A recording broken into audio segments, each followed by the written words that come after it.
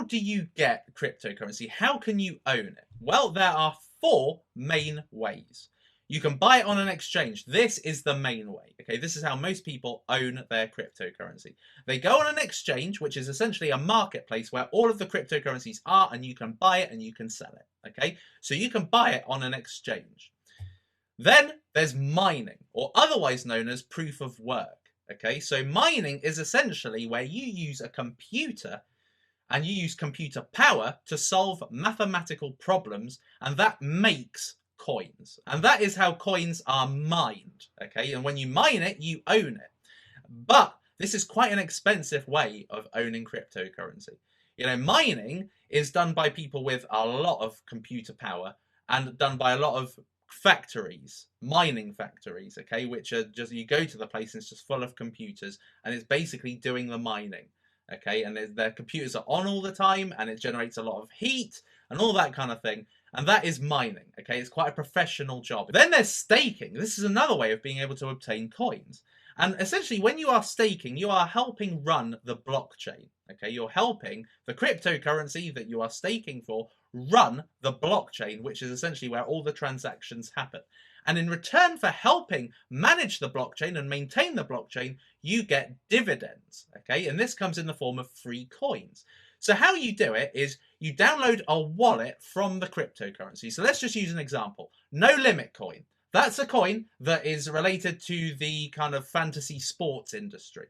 Okay, and they've got a staking wallet. You can download it online. You can put your coins in it. So you buy the coins, you put it in the staking wallet, and by staking, you're helping run the blockchain.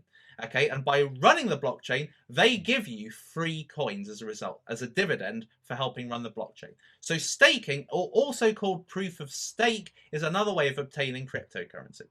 And then the last one is really just a reward system. Okay, there's masternodes. Now, masternodes are like the super version of a staking wallet. What you do is you need a certain amount of coins to be a masternode holder, and you get a larger amount of dividends. Okay, so for instance, Dash is a cryptocurrency you may have heard of, and you need 1,000 Dash to have a masternode wallet. Now, 1,000 Dash now costs upwards of $280,000, but about 8-9 months ago, that would have been worth $10,000. So it's really gone up in value.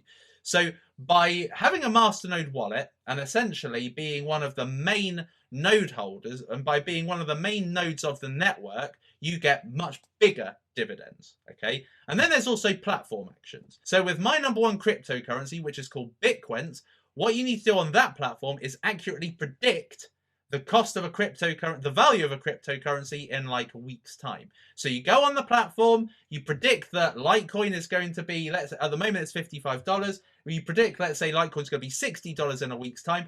If you are right, you get free coins. Okay, so doing actions on a platform helps you get free coins. And similarly, on another website called steemit.com, that's a blog website. And what you do essentially is you write blogs, and by writing blogs, you're essentially helping the platform thrive, and you get kind of Steem as a result of it. And Steem is a cryptocurrency, so you get paid in Steem for writing blogs. And that is just an easy way of getting crypto. So essentially, with rewards, sometimes you can get cryptocurrency without having to invest a single dollar.